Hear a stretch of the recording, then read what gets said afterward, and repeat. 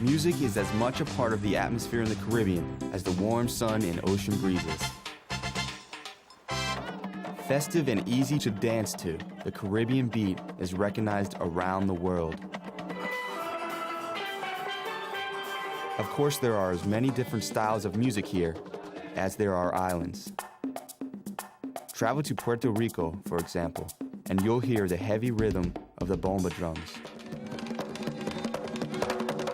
Enslaved Africans were shipped here beginning in the 1500s. They brought with them a folk dance dominated by drums and call and response vocals, in which the leader sings a line and the group answers. Bomba is the purest form of that tradition surviving today. The basic steps are fairly simple, but in practice the dance becomes a spirited art form. In fact, bomba is more than a dance. It's an ever-changing conversation. Drummers sit in a line playing two different types of drums. The larger drum, called the boleador, keeps the beat. The smaller drum, called the subidor, changes rhythm and responds to the movements of dancers, both trying to mimic and encourage the dancers. The music that finally develops depends on the mood of the drummers and dancers. The Dominican Republic, on the island of Hispaniola, is the birthplace of another popular Latin dance, merengue.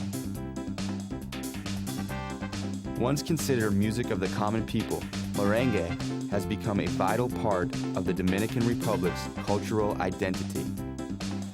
There's even a national merengue festival held every July.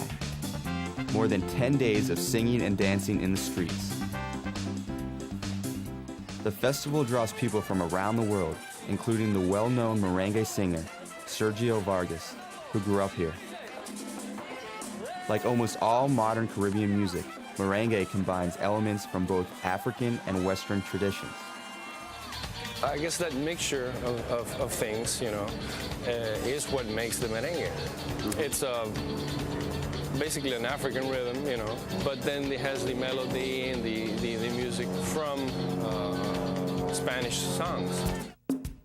It was a dictator named Rafael Trujillo who came from peasant roots, who adopted the dance as a national symbol. Today, the merengue is distinguished by the use of three signature instruments: the tambora, the saxophone, and the accordion. The tambora is a two-headed drum, laid across the lap and played with a stick in the right hand and an empty left hand. During a song, the tambora sets the rhythm and the saxophone and accordion respond. This combination of beats gives the merengue its characteristic drive that some have called the pulse of the nation. The Caribbean's largest country, Cuba, has produced artists of immense talent, some of whom have only recently been discovered. One of those is Israel Lopez, also known as Cachao. Cachao, a great musician even as a child, played bass with the Havana Philharmonic Orchestra at the age of 12. Along with his gift for performing, Cachao had the genius of an inventor. I was in the bathroom and I heard this dripping noise. I wrote it down. I can get a melody out of that. I can come up with a melody out of any noise. In the 1930s, Cachao and his brother, Orestes, decided to inject some life into the slow, European-inspired ballroom dancing popular at the time. They sped it up and jazzed it up, and the result was called mambo. It was a new thing, and that's why it took people by surprise. That's why we were out of work for 6 months, because people didn't understand it. We were ahead of our time, my brother and I.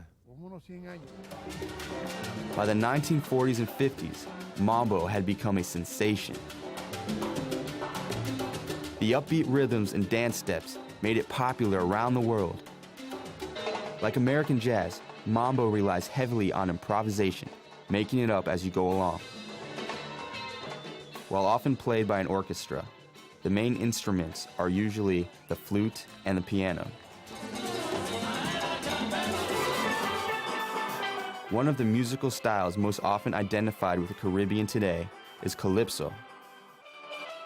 This is in large part because calypso has become so closely associated with the Caribbean's most distinctive musical instrument, the steel drum. The steel drum, or steel pan, is one of the newest musical instruments in the world, invented in the 1930s at the earliest. Stories of its origins vary, but they all begin in Trinidad. In the best-known story, some local percussionists discovered they could get an unusual sound out of empty oil drums discarded by Navy bases on the island. They pounded and shaped the steel containers, creating different sounds from different shapes.